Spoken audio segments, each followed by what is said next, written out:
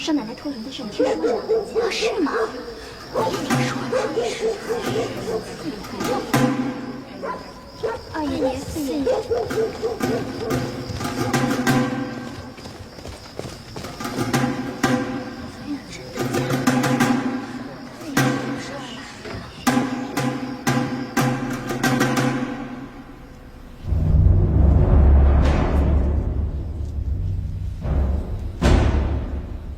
我今天炖了点炖品，准备趁个热给大嫂送过去。我没想到，我竟然遇到他们两个。我踹门进去的时候，这俩还抱在一块儿呢。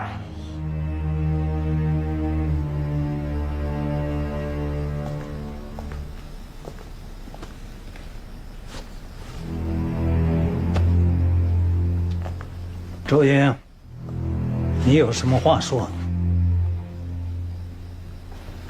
我和王世军清清白白，这是吴卫双和柳氏故意陷害，目的就是要侵吞3元典大行。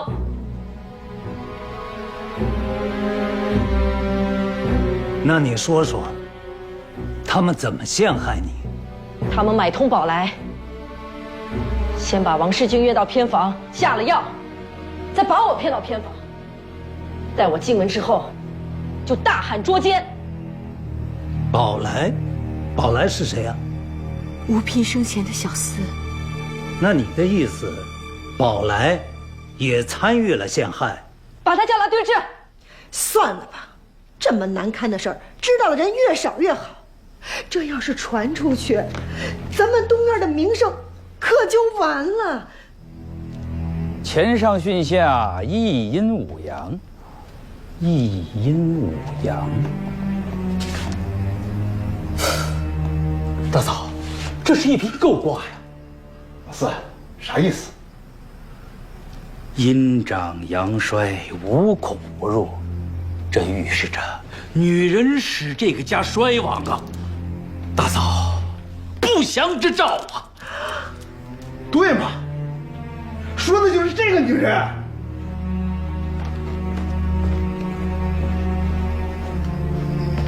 听说是跟好了，进来。去吧啊！听说呀，那天晚上被我夫人亲眼看见了。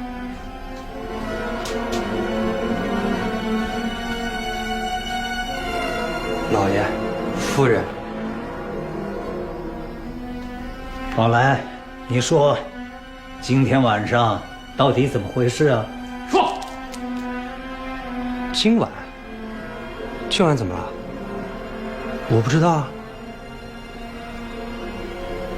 宝来，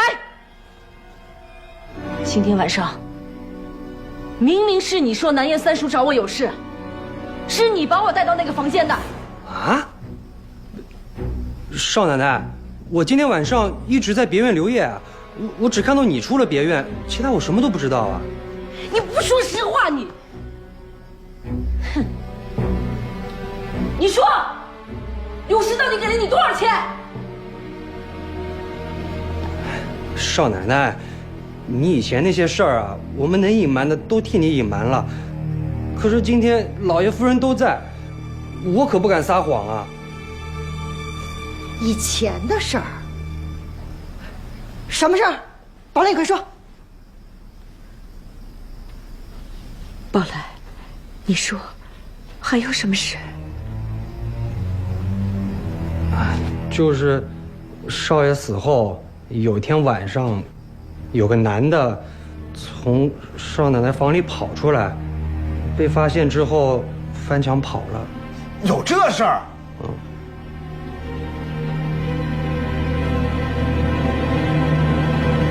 这事我都知道。啊？那个男的是谁？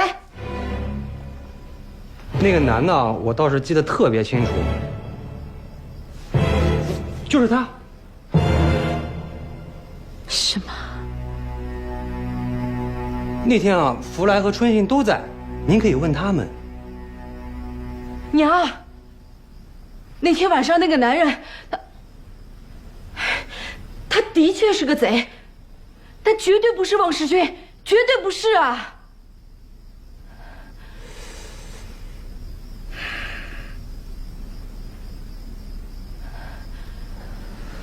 二叔，二叔，你去那偏房一看就知道了。那门虽然被无畏霜给踢坏了，但能看得出来是让人从外面给扣上的。那门是我扣上的，我看到你们两个人当时在一块儿，我怕你们跑了，我就把门给扣了。周莹，原来你和王世军……娘，如果我和王世军真有奸情，那老爷怎么会在出事之前拜托王世军来照顾我？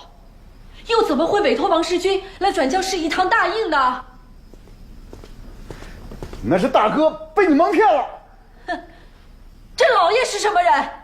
我一个丫头片子，能骗得了他？谁能证明是大哥委托王世军照顾你啊？这示意堂大印还不能证明吗？这示意堂大印，分明就是王世军偷的，假托大哥之名交给你的。对对对，假借大哥之名对我们指手画脚。我呸！满嘴喷粪！我可是有证人证据。什么证人证据？来人，把3元典当行的孙掌柜请来。夫人，那王世军曾经拿着一方砚台到3元典当行典当，因为这砚台十分的名贵，显而易见不是他所有之物，因此我就对他多了几分注意。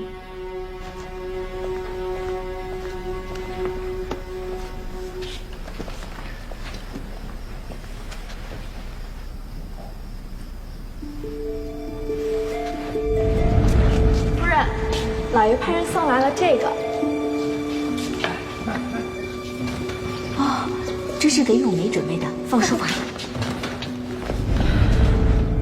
这是吴嫔书房里的砚台。这是王世军的亲笔签名。我已命人将王世军在学徒房的作业拿来了，您看一看。四弟，二哥，你也看看。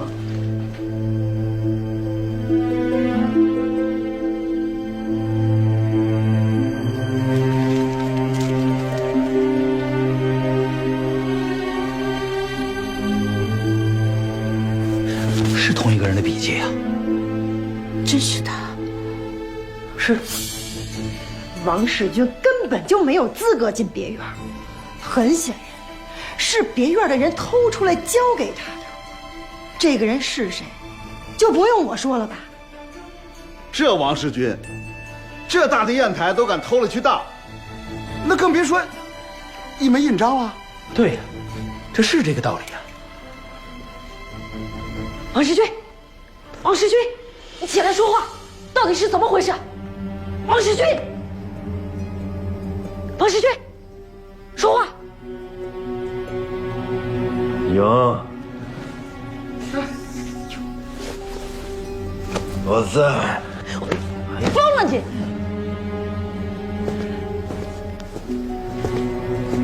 刘洋，人证物证俱在，你还有啥可说？还跟他有什么多说的？这等淫妇撵出吴家，越看越好。撵走我，你就如愿了。来人，等等。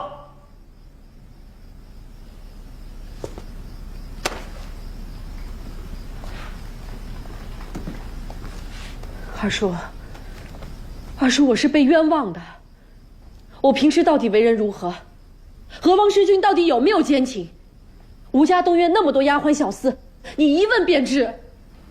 周莹，我问你，吴聘是怎么死的？你说什么？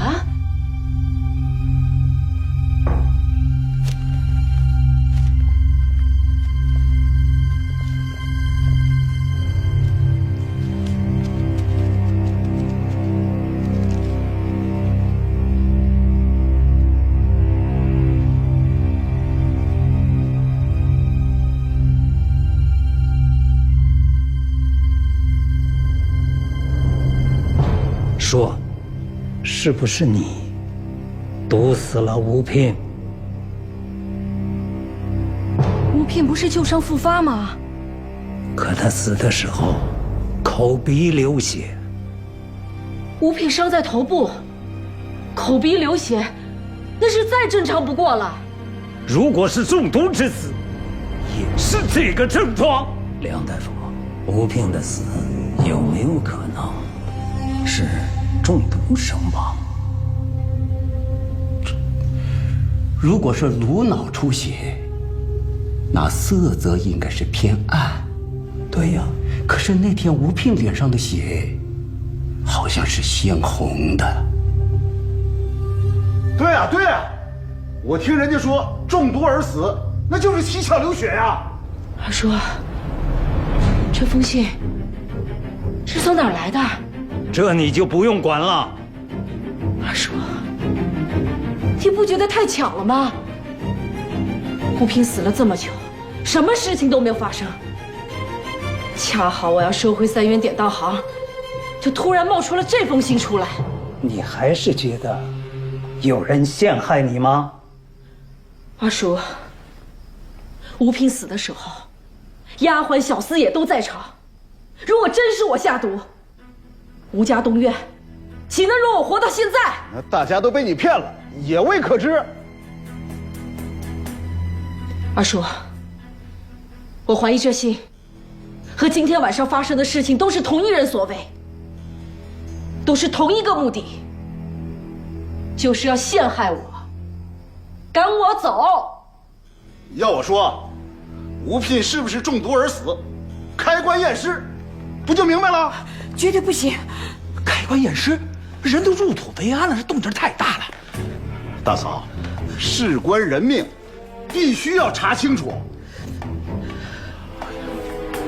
二哥，您觉得呢？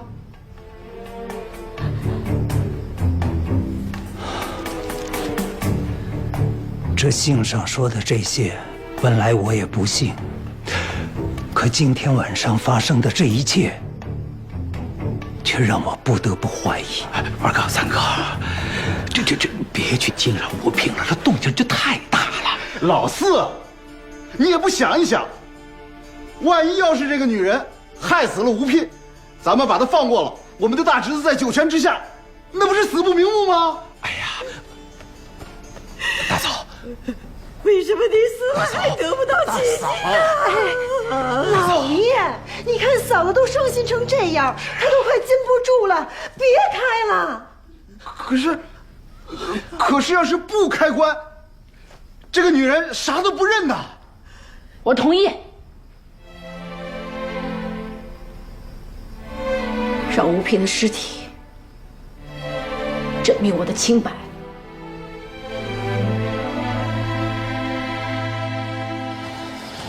那你怎么想的？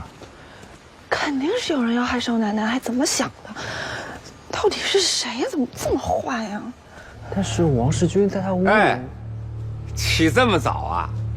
这也太勤劳了吧！四叔，你怎么才回来呀？你昨晚去哪儿了？我这怎么了？少奶奶出事儿了。什么？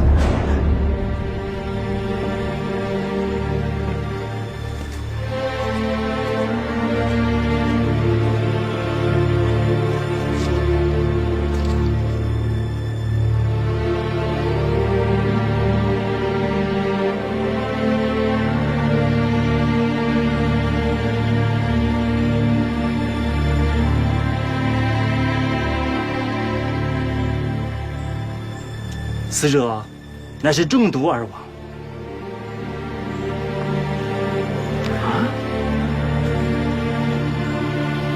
怎么会是中毒呢？周莹，周莹，现在还想有啥话可说？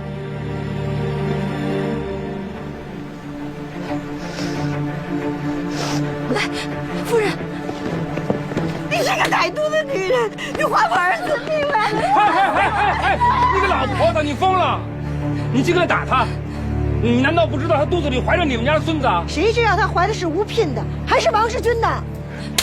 哎，你打我！哎，就是你！你哪儿冒出来的？打的就是你！你谁呀？你是？你怎么着？来人呐！把他给我捆起来！跪下去！不会说我咒你全家！我让你骂我！把他给我带走！你肚子里的到底是谁的孩子？你说呀！你说呀！快请大夫！你别装了你！娘啊，快请大夫！请大夫！请大夫！大嫂别管他，他在这装可怜呢。他这不是装的啊！再等一等，再等等，再看看。秦大夫，老四，来人！秦大夫，秦大夫，来吧！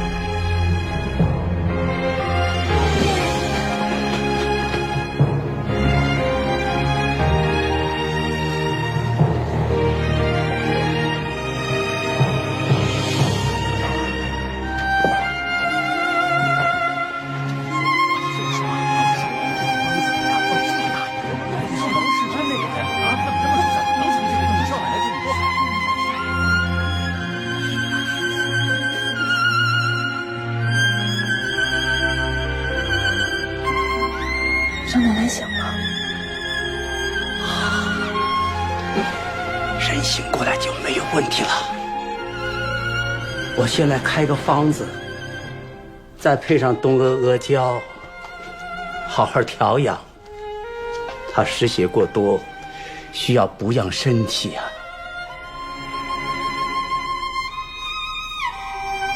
杨大夫，我的孩子呢？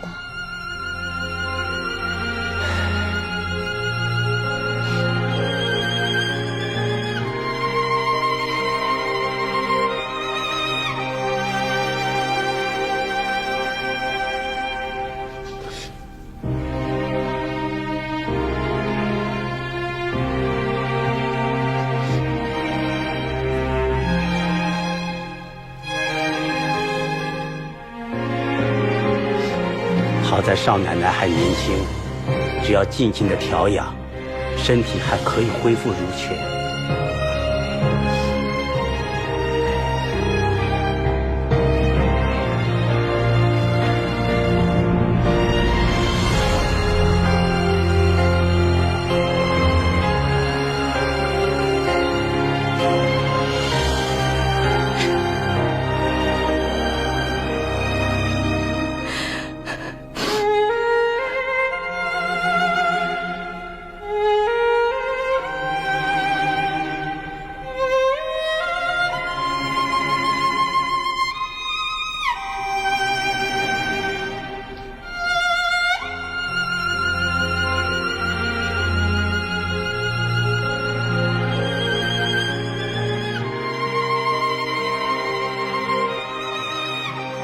出来。杨大夫，孩子保住了吗？对不住，对不住了。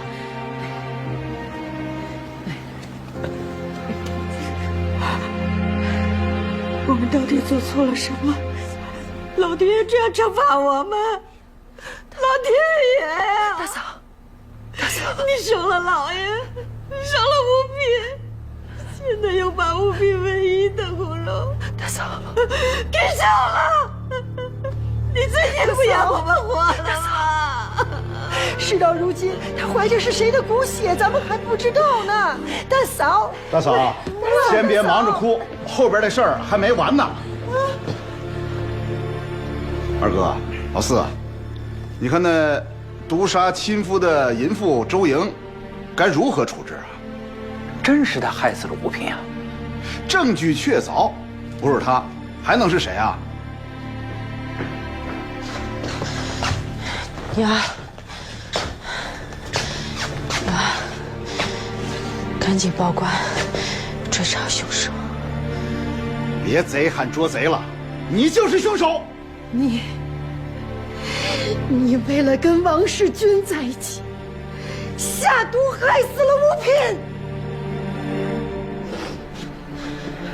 你们口口声声说我杀了吴平，证据呢？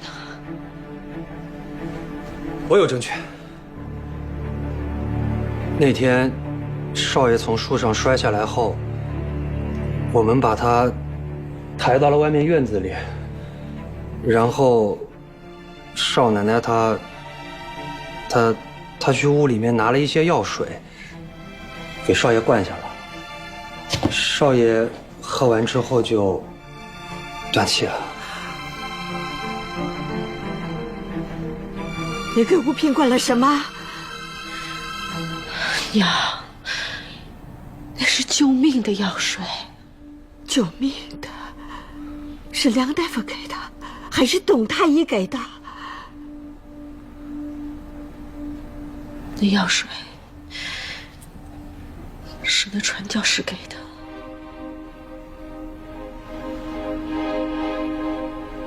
你说的是那个洋人吗？是。你居然给吴平灌了那个洋人用婴孩尸体炼的药水儿？原来你和王世军早就勾搭成奸，然后谋杀亲夫，用那洋人给的药水害死了吴平。娘，那药水是约瑟夫从西洋带来的。之前吴平昏迷，就曾用那药水唤醒，十分灵验，绝对没有毒性。胡说！洋人的东西全都有毒。娘，二叔，那药水之前救过吴平。二爷、三爷、四爷，王世军醒了。好，太好了。二叔，我要见王世军。也好，当面对质，一清二楚。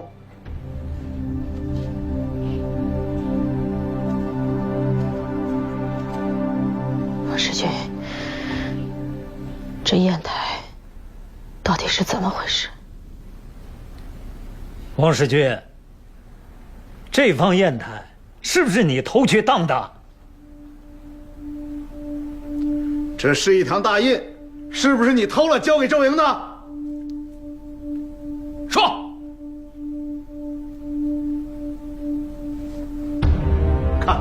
看，我说对了吧？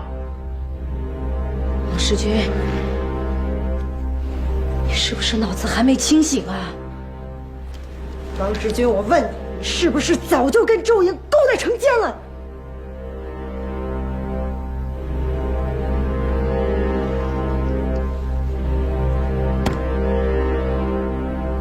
是。你看，你可知道你说了些什么？你说，你为什么要这么说？为什么要这么对我？你起来说话！为什么？你说话不要走！你别走！你跟我说清楚！你给我说清楚！大家都听到，铁证如山。周莹，你还有什么话可说？他们对王世军到底做了什么？我们杜爷哪里对不起你了？你要这么做，你的心为什么这么狠呀？我没有！为什么娘，你怎么那么糊涂？你不要叫我娘，我不是你娘！娘，你怎么那么糊涂？明摆着，他们就是为了夺走东岳的财产，陷害我，害了我孩子。我若被他们害死，你也不会好过。不要再说了，不要再骗我了！还我的儿子！你还我！大嫂，别打了，脏你的手！来人呐，快把这个淫妇给我拖出去！谁敢碰上奶奶？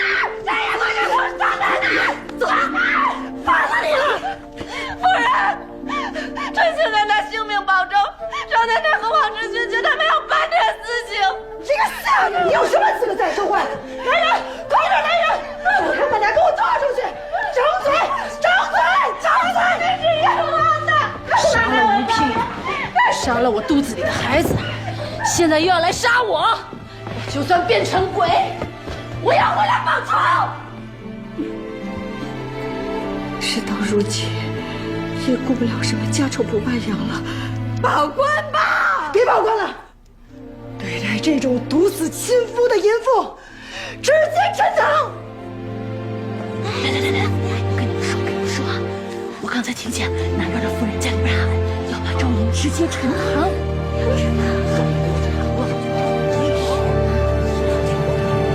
这个淫妇口舌十分了得，报了官，说不定还从轻发落，不如直接沉塘。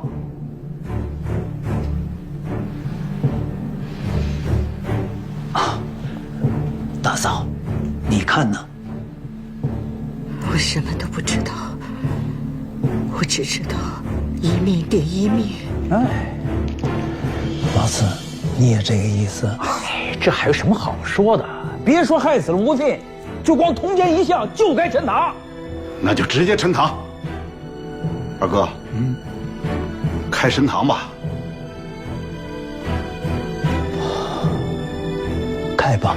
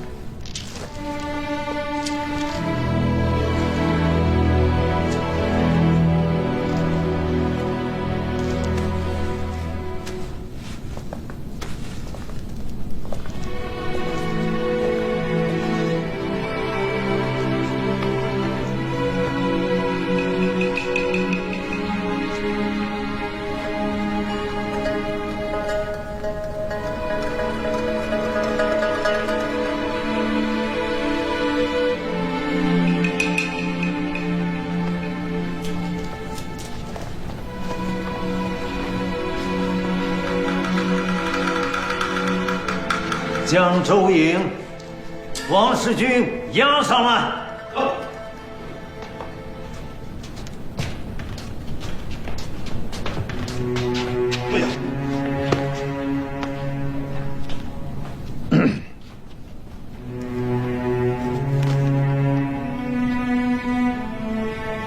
老三，你来吧。好。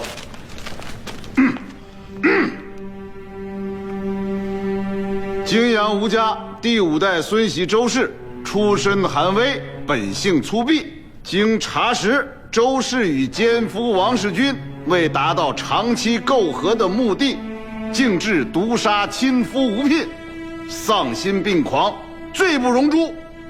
吴家列祖列宗在上，为清明家风，告慰冤灵，现将淫妇周氏沉塘正法，将奸夫王世军逐出陕西，永不回还。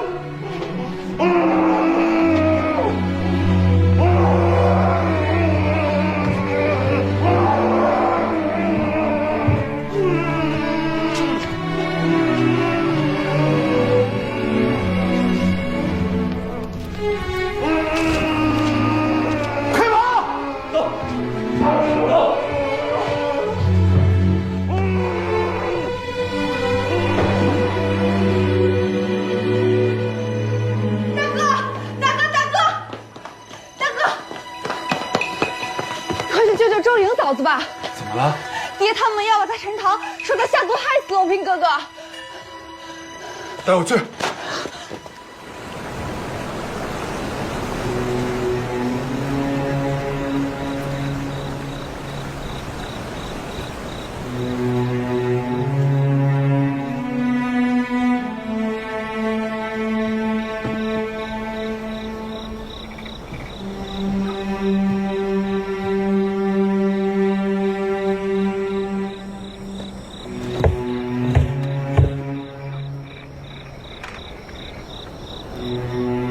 可是，还有啥话要说？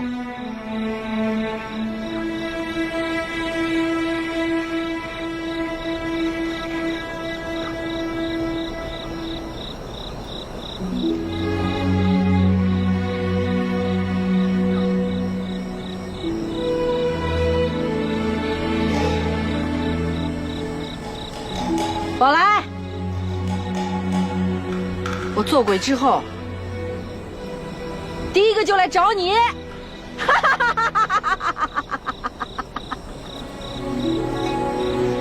你个立马就死的人，说话还这么张狂的，我就先送你去见鬼去。准备！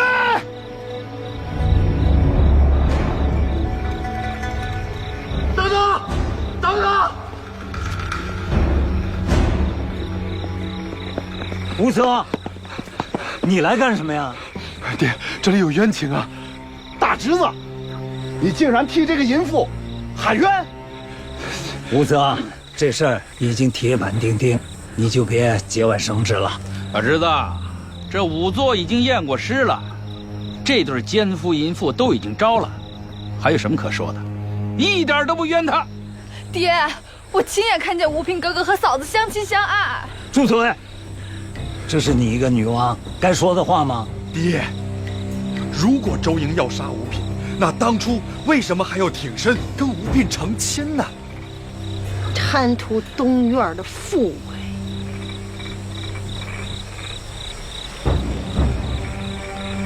爹，吴聘葬礼那天，周莹痛不欲生。那无论如何，下毒的人也不是周莹啊，都是装的嘛。大哥，姨妹妹，什么都别说了。有人一心要我死，你说什么都没用。行了，吴泽，这没你的事儿，带着妹妹走吧。陈涛，住手！嫂子，不行，住手！回来，吴泽。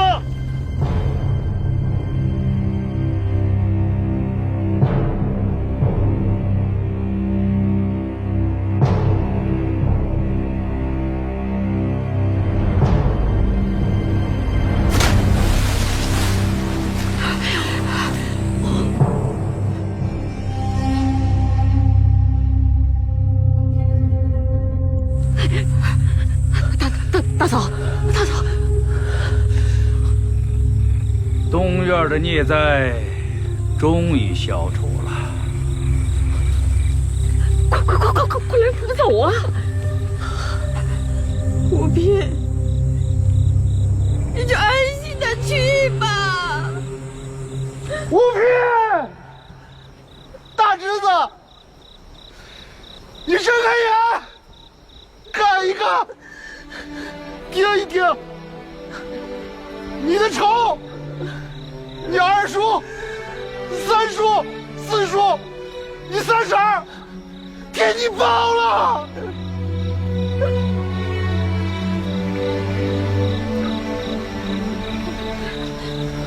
大侄子，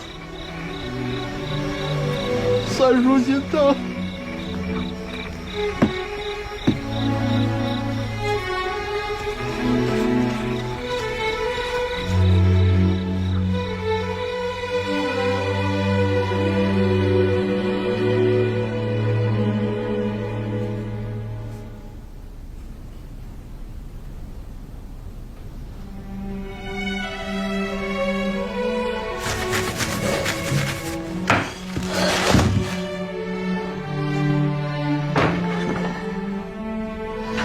小姐，是有爹的消息了吗？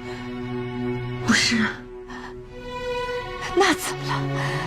我听说了一件关于吴聘少爷的事。快说。吴聘少爷是被人毒死的。啊！下毒的那个人是周莹。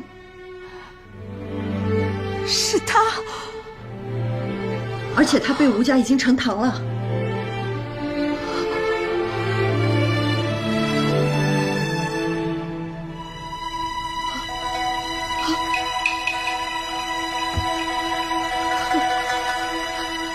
原来是他，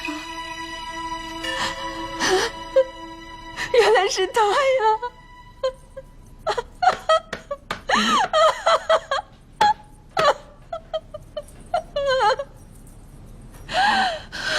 他呀！吴聘中毒身亡，是下毒的是吴聘的夫人吴周氏。周莹，她为何要毒杀吴聘？听说那个女人有个奸夫，为了跟奸夫长久欢好，就干脆杀了吴聘。我若将你判回给沈家呢？无论赵大人怎么判，反正我就是死，也要跟着吴聘。不对，现在这案子情况如何？这个案子已经结了，吴家族人已经将周莹沉塘，将奸夫放逐。这么就结了？陈塘，哼，一尸两命啊！呵呵呵，吴家东院的人也够狠，他们以为在给吴聘报仇呢。这样也好，大家都可以睡个安稳觉了。老板，我师兄叫人送来一封信，说他不想干了，想上岸，想让我帮帮他。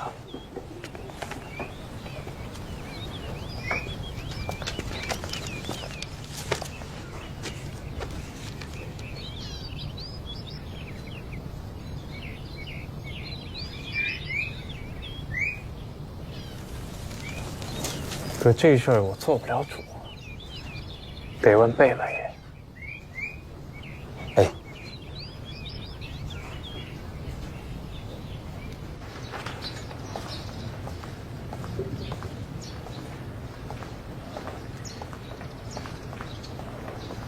两耳不闻窗外事，一心只读圣贤书，真是让人羡慕啊！我是没有办法了。屡试不第，只能加倍请你。你还取笑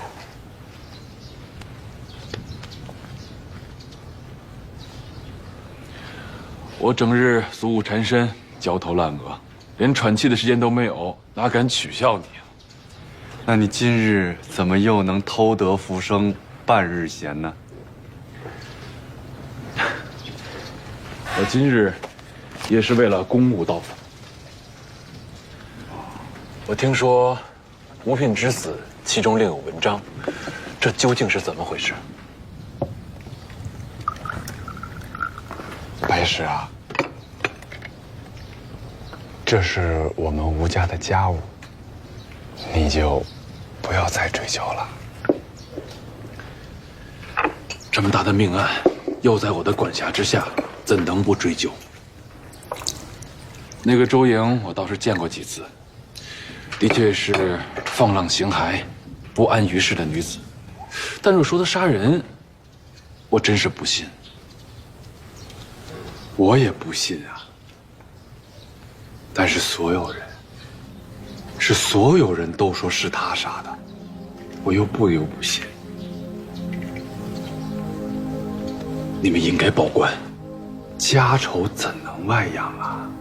我怕冤枉好人，放过真凶。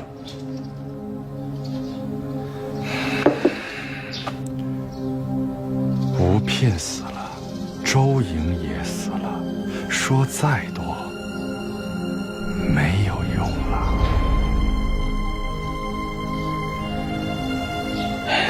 是啊，自打我来了泾阳之后，接了几个案子，都是无头公案，现在又多了一个死得不明不白的周莹，真是让人憋闷。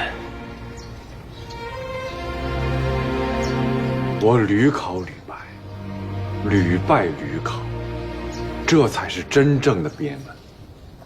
哎，对了，明年乡试，你准备的如何？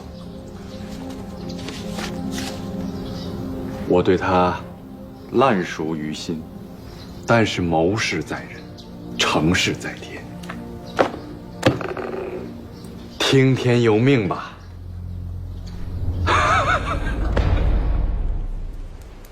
那个贱人终于死了，但是你也不在了，我到底是该开心还是伤心呢？大仇得报，可是这世间只剩下我孤零零一个人，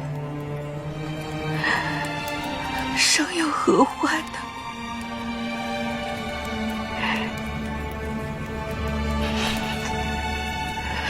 吴聘哥哥，都是我的错。当初你娶的就应该是我，那后面的一切就都不会发生。如果我能够早一点狠下心来，一切都还来得及。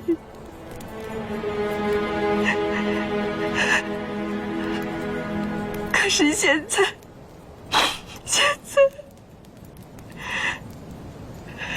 太晚了。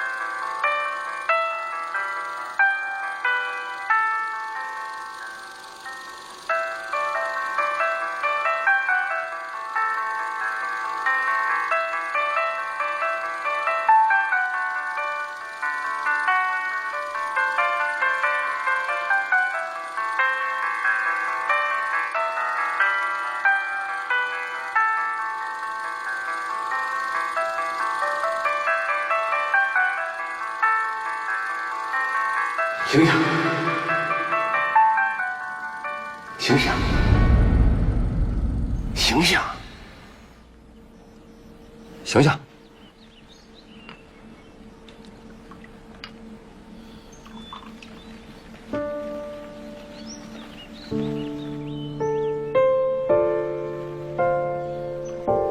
爹，我这是在哪儿啊？云阳的一个小宅子。我怎么会在这儿啊？因为你智勇双全的爹，我被吴卫双绑起来后，看你晕倒被抬走，我就跑回东院去救你。我亲耳听到了，要将少奶奶沉塘。沉塘？怎么？真的？当我听到你要被沉塘，你爹我呀，当机立断跑到沈家报信。圣爷，圣爷，哎呀，圣爷呀，圣爷，哎呦，快救救周莹，快救救周莹啊！陈塘。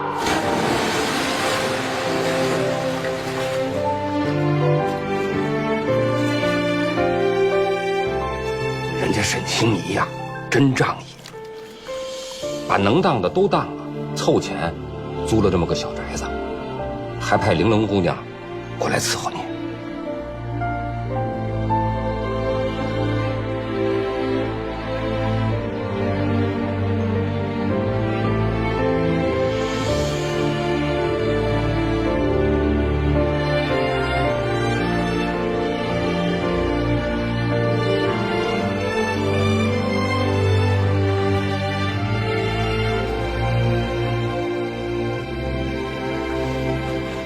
少爷，他呢？在里面，已经醒了。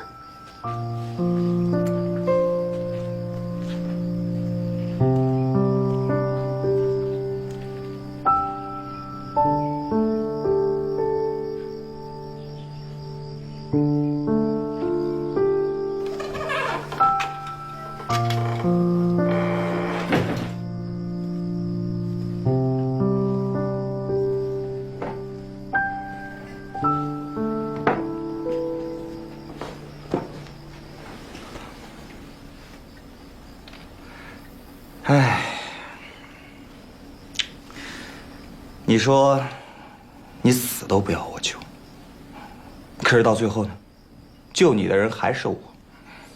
你说你死都不回沈家了，可是到最后呢，你还得给我乖乖的回沈家。你还要我跟你回沈家？那不然你现在能去哪儿呢？不过我都想好了，等你身子好一点以后啊，我就给你换个名字，跟外人呢就说你是我新买来的丫头，再过一阵子我就去跟我娘说，让你以后都跟着我。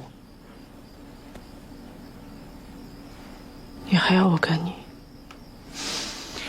吴聘那一段啊，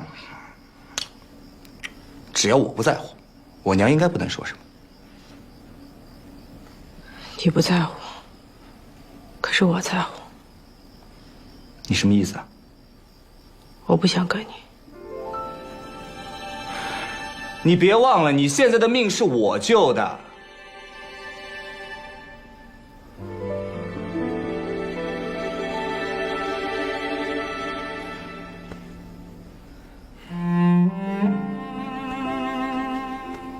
哎，你什么意思啊？来吧，你不是一直想要我吗？我给你。周莹，你以为我救你是因为那个是吧？你救了我的命，我无以回报，唯有这身子。姓周的，你给我听好了啊！如果我想要女人的身子，我想要多少有多少，我才不稀罕你。那你想要什么？我要你心甘情愿地跟着我。不可能。你既然可以心甘情愿地跟着吴聘，为什么不可以跟着我？我哪点不如他？你哪儿都不如他。他是个死人。他没死，他在我心里永远活着。滚！要先你马上给我滚！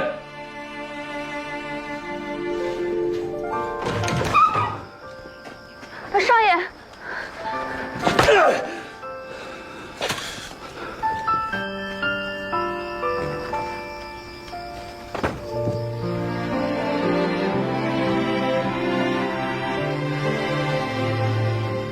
人家刚刚救了你一命，我还他一命就是了。就算你不愿意跟他，也用不着把他气成这样。你不是擅长见人说人话，见鬼说鬼话吗？我也不知道自己是怎么了，每次见着他都这样。或许我和他天生就犯冲了。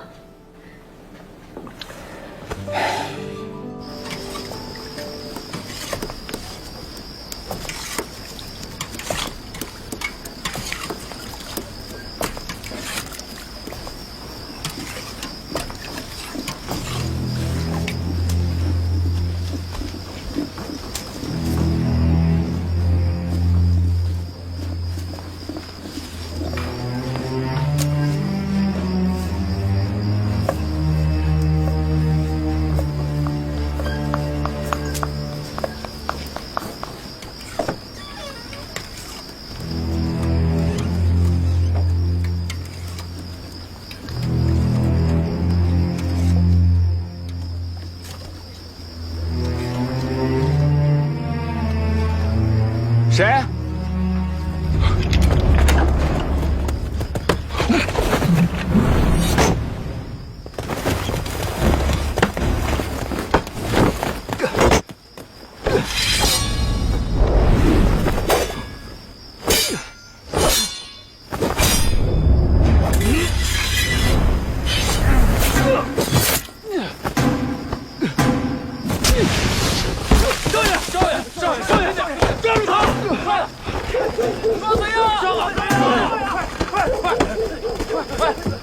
人呢？二少爷，还追吗？不用了。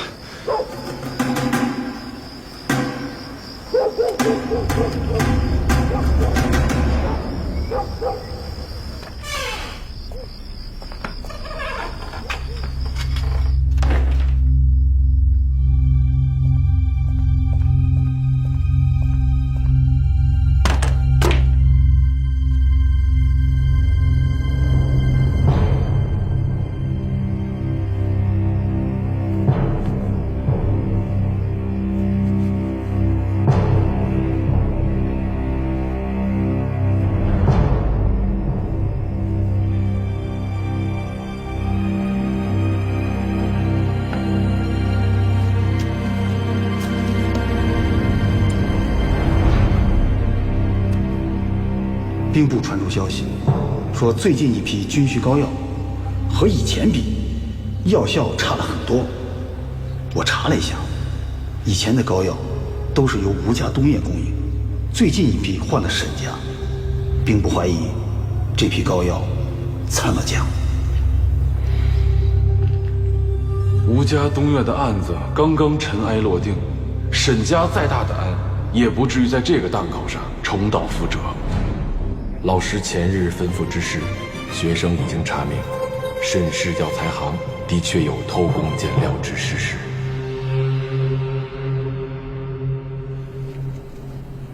这里只有药材，没什么可偷的呀。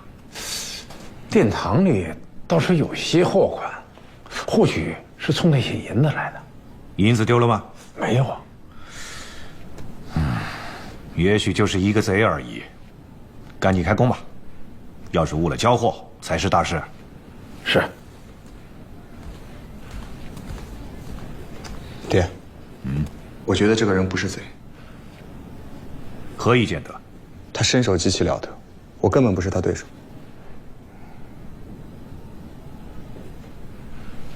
肩上的伤怎么样了？我没事。你也熬了一宿了，回家歇息吧。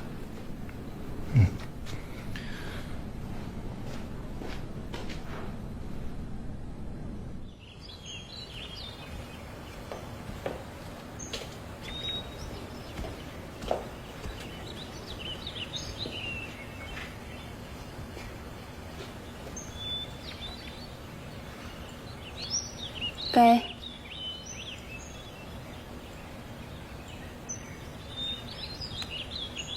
谢谢。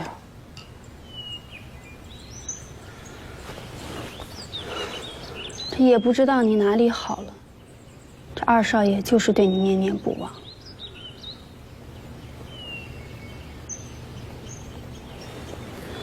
你昏迷那2天，你不知道二少爷有多着急，怕吴家的人知道你还活着，大夫都是花了大价钱从山西请过来的。还有这东阿阿胶，听那大夫说，当年太后患有血症，胎儿差点就保不住了，就是当时的东阿县的户部侍郎建议先帝给太后喝这个，才顺利产下同治帝的。这可是花大价钱都买不来的好东西。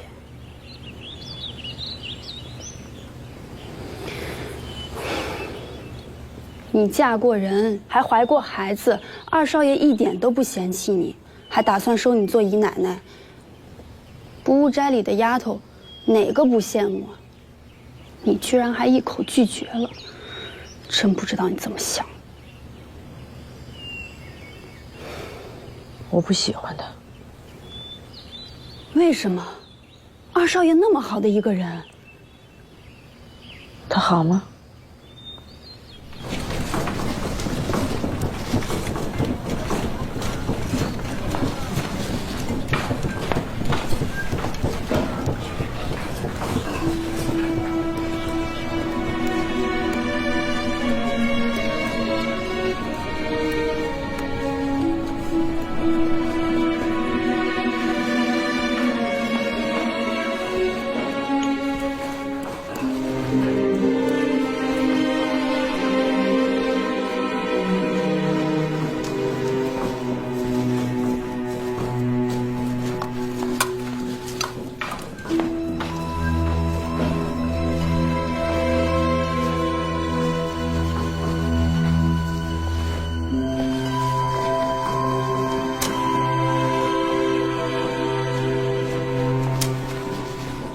师傅，您这是在给军需订单的膏药配料？是的。这膏药是止血化瘀，专治刀剑损伤的。是的。这是配药的方子。是的。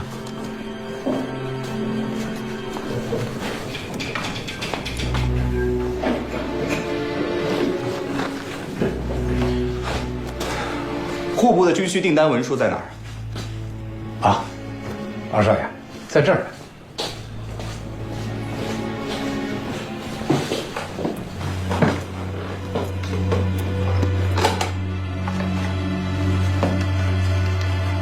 这儿。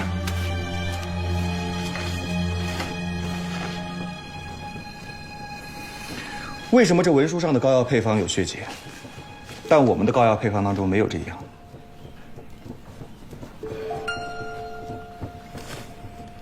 你知道吴家怎么出的事儿吧？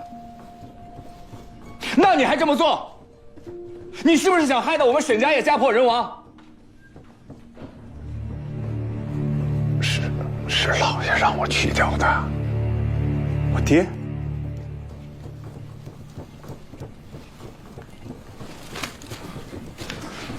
二少爷，二少爷，爹。这个时候你不在药材行帮忙，你跑回来做什么呀你？爹，军需药膏当中的血节，是不是你让韩掌柜给去掉的？你知道了？你明知道那膏药里边最重要的成分就是血节，你把它去掉了，那止血疗伤的效果不就没了吗？我知道。你知道你还那么做？这是杜老板要求的。他要求的。血节太贵了，如果实打实的做，我们根本没有利润，所以我们商量了很久，就决定把血节去掉。那我们这金疮药不就成了一张废纸了吗？朝廷和法国已经和谈，以后不用再打仗了。这治疗刀伤、枪伤的膏药送到了军队里面，也等于一张废纸。那过2年再打仗呢？2年之后，再有奇效的膏药，也是一张废纸。爹，像这样子的货，我们就根本不能交出去。交货的事情由杜老板负责，我们不用操心。他有那么大本事啊？这事儿不用你管。但是爹，你别忘了，吴家东院是怎么出事的？吴家东院和我们沈家能相提并论吗？那吴伟文还有大人物撑腰呢，但是一出事，我还是家破人亡吗？沈心怡，我让你去药材行是干嘛的？打杂的。那你好好回去打杂吧。爹。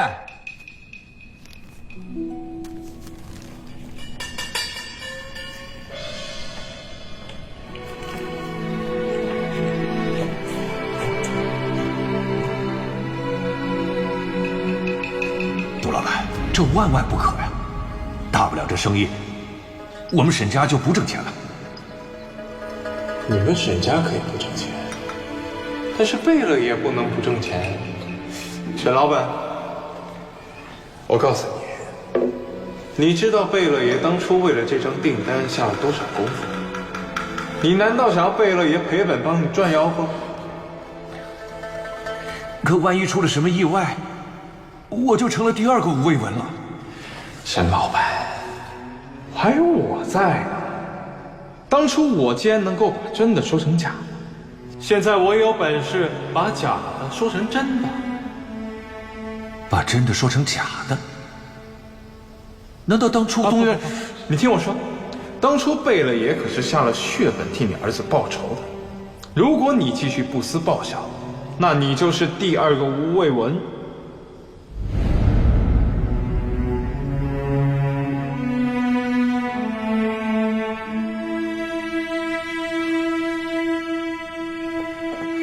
哎，你不能进，出去，出去！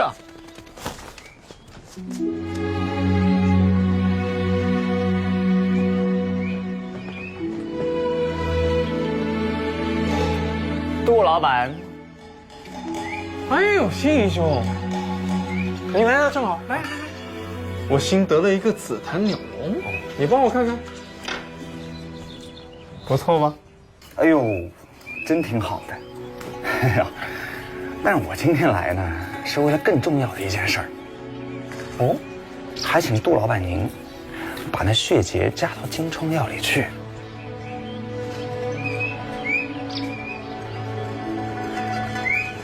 你怎么管起这些小事来了？这不是小事，是大事，可能会酿成天大的祸事。你爹没告诉你，我们到底为什么这么做？他说了，不就是为了多挣点钱吗？那为了这点小钱，要是砸了我们沈家的招牌，太亏了。哎呀，有我在，你们沈家的金字招牌谁都砸不了。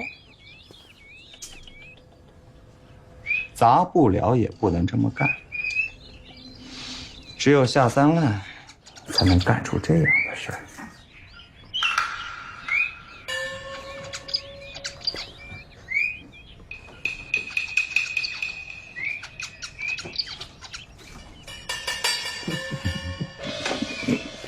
你看啊，我这些鸟都是刚出壳的，所以说，我如果不喂它们，它们只有死路一条。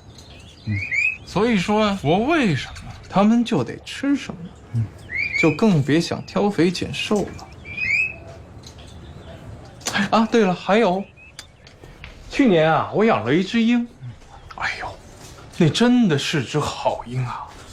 可是它到处乱飞，不听话，最后怎么着？没办法，我只能把它给……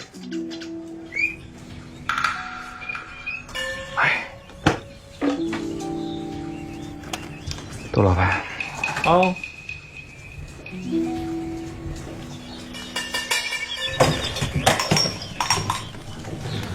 对不住了。我什么都爱玩，就是不爱玩鸟笼。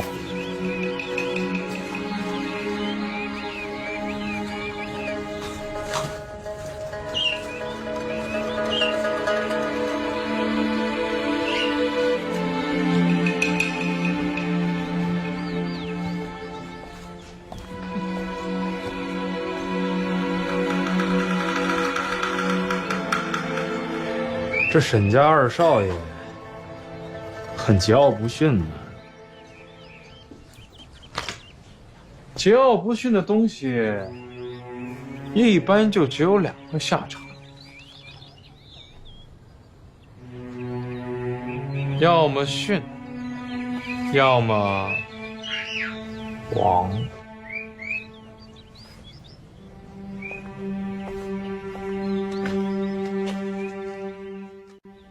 玲珑，有没有人家了？看上谁没有？四叔帮你说去。我们当丫头的这种事儿哪能自己做主啊？爹，啊，你上街帮我买点东西。买什么？白纸、白布，还有红衣泥。你买这些做什么呀？别管了，帮我买来就行。哦。玲珑，哎，我要走了。谢谢你这段时间照顾我。你要去哪儿？回吴家东院。你还要回去啊？你疯了？我没疯。你回吴家东院干嘛呀？回去找死？还想让他们把你捆起来，再沉躺一次？这次绝不会。周莹，我求求你了，你别再跟吴家纠缠了，好吧？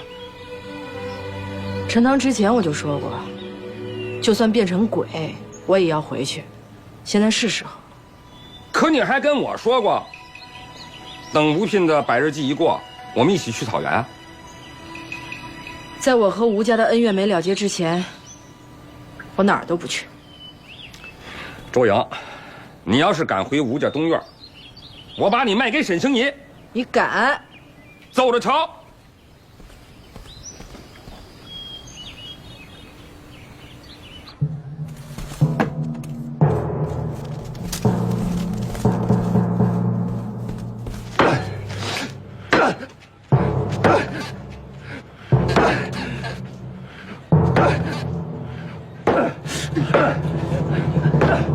怎么了？发这么大脾气啊？不知道啊？他干嘛呢？在那儿，少在那儿呢。哎，星爷，哎呦，我说你星爷，哎，星爷，哎，你这是怎么了？生这么大气啊？你们谁又惹你们家少爷生气了？哎，我说，星爷，谁又惹着你了？没什么。你找我有事？是啊。你还记得吗？咱们以前立过的那个卖身契，300两银子，我把周莹卖给你。记得。后来你不是给了我一个冒牌货吗？现在我决定要把真货卖给你，你再花300两银子，把周莹买回沈家。什么？哎，要不看在咱们兄弟的情分上，再便宜点，200两。四叔，你那个女儿啊，倒贴我都不要。哎，你不是发过誓，这辈子一定要把她收了吗？我改主意了。为什么呀？每次见到她都气个半死。为了我能多活几年，我圆着她点儿。你要不把她收了，她就得死啊！什么意思啊？她非要回吴家东院，我宁可让她跟着你回沈家，至少是条活路吧。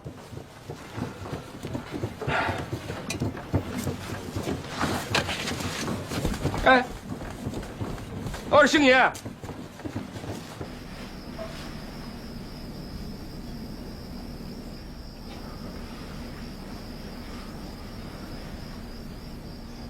听四叔说，你要回吴家东院。是。吴家东院已经没了。吴家东院还在。吴聘死了，吴伟文死了，周莹也死了，吴家东院的人都死了。谁说周莹死了？我还活着呢。是你还活着，你是被他们撵出来的，你早就不是吴家东院的人了。吴伟文和吴聘死后，吴家东院就是我当家，没人可以把我撵走，除非我自己想走。我不知道你要回去干嘛。我要去找回我的清白，夺回属于东院的股份。如果你命都没有了，你要清白有何用啊？要那些股份又有何用啊？如果被人欺负不能还手，被人冤枉不能洗清，那我活着还有什么用？但是你别忘了，吴家其他几院的人根本就容不下你。你要就这么贸然回去，他们一定把你往死里弄。哼，这一次谁死谁活还难说呢。但万一呢？周莹，你的命是我救回来的，所以你的事我说了算。你可以不跟着我回沈家，但是我也不会让你回吴家。我已经决定了。你不准走。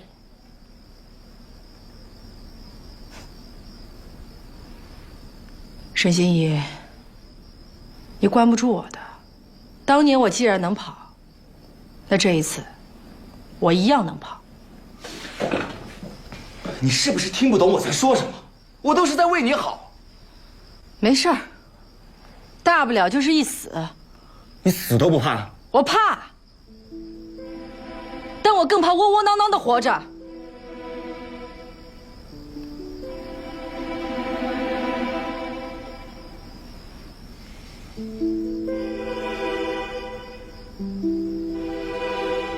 好，我放你走。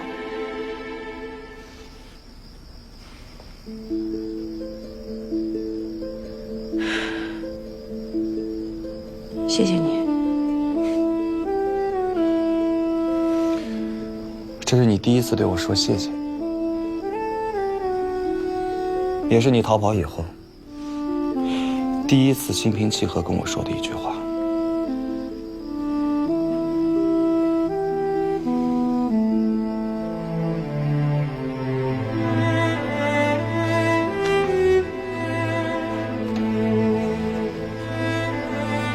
你还记得那个时候我们在布屋宅的日子，每天有说有笑的，那多开心啊！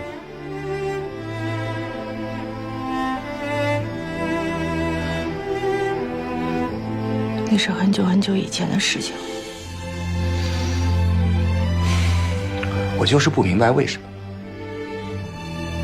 我一直带你不跑，你每次见到我不是打就是骂。那吴家东院军需作假，害死我大哥，坏事做尽。吴家东院从来没有造假。他们不是用松香代替血竭吗？我曾经提议用便宜的杜鹃花叶子代替血竭，都被吴伟文臭骂一顿。他怎么还会用毫无止血效果的松香代替血竭？你说什么？杜鹃花叶子可以代替血竭？你要再说吴家东院造假的话，那我永远都不会和你心平气和。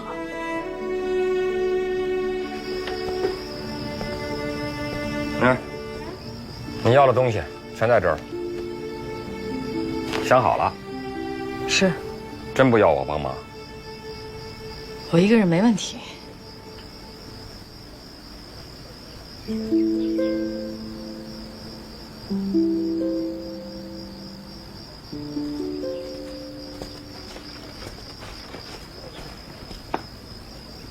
我让你帮我拦着他，你倒好，还支持他。你这个女儿，她决定做的事儿，有人拦得住吗？倒也是。我这个女儿啊，虽然她让我恨得牙痒痒，但是我还是希望她能活着回来。大嫂，既然大哥根本就没把施一堂的大印传给那周莹，咱们还是遵守大哥写下的契约。这是1000两白银，请大嫂在这个契约上盖上施一堂的大印。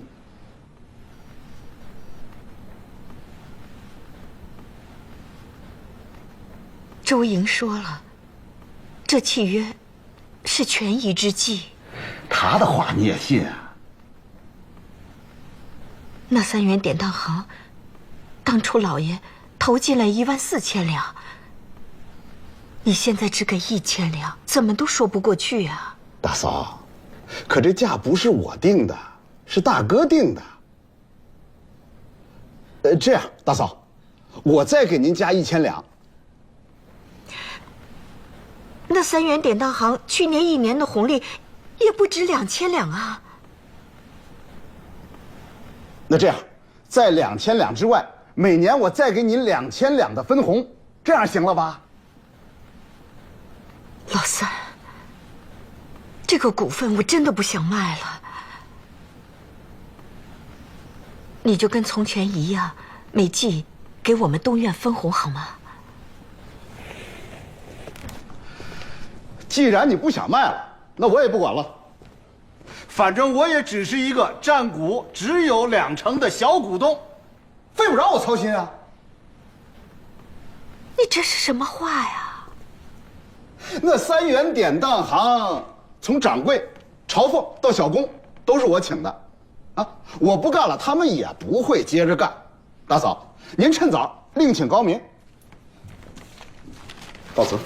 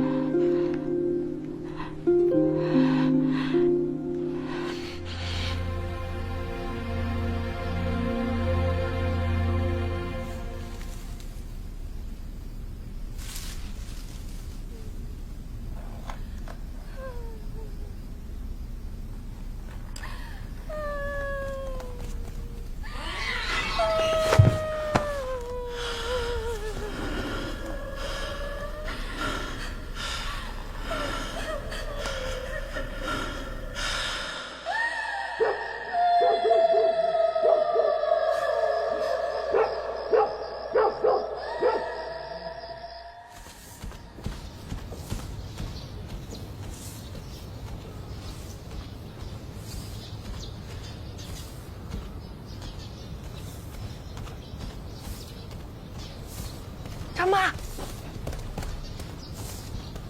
昨天晚上听到什么了吗？听到了，我正要跟你说呢。哎呦，这吓死我了！睡着。哎呦，怎么办呀？你去别院看看，你去别院看看。行。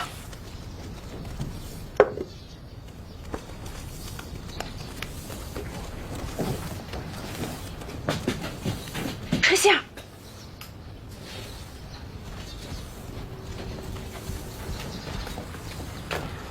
昨天晚上你们都听到了吗？我听到了。你们觉得那声音像谁？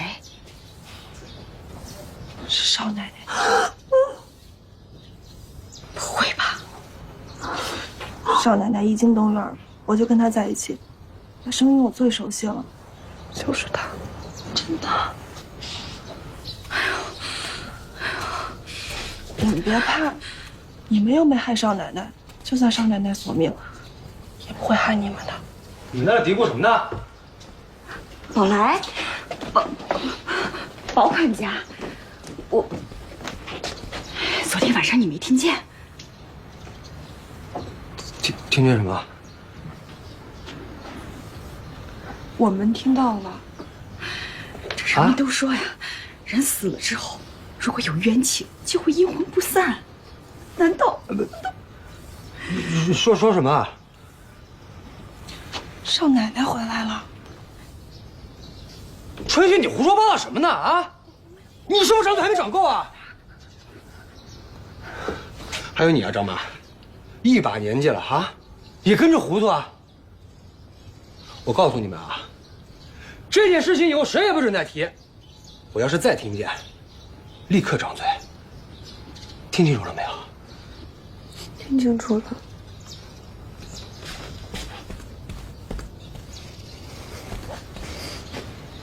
不是你们还愣着干嘛呢？啊，看婆去啊！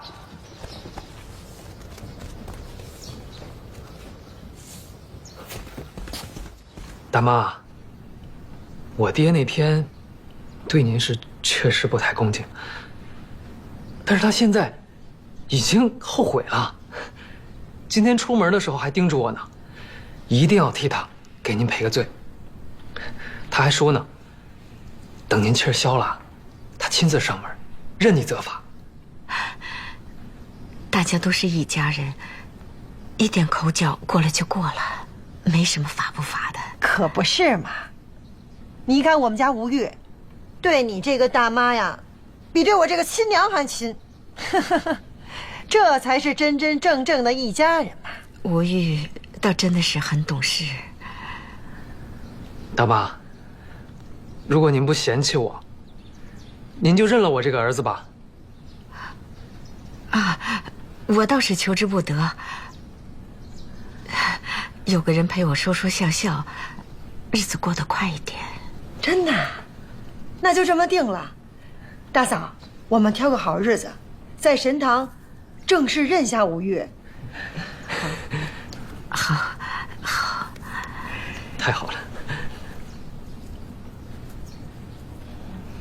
大嫂，我们家老爷啊，是想把三元典当行交给吴玉管，你就把那70%的股份转给吴玉吧，反正吴玉已经是你的儿子了，转给他也不是转给别人呐。娘，您放心，有我在，以后啊，每一季的红利，我保证亲自交到您手上来，只会多不会少。难道你还怕你儿子坑你啊？那就认子的时候一并办吧。哎呦，太好了！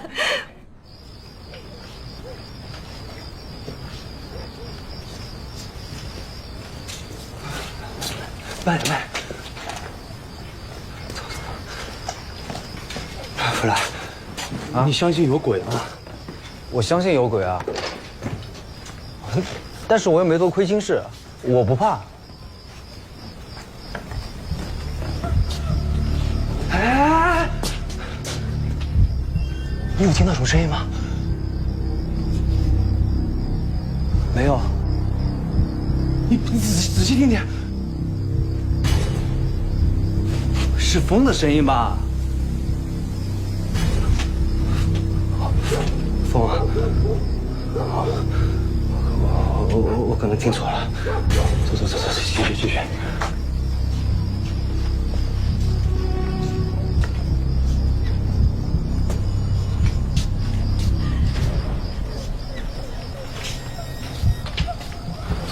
等等！啊，怎么了？我好像听到一个女的在哭。你听啊，这声音这么熟悉，你说会不会？别说了！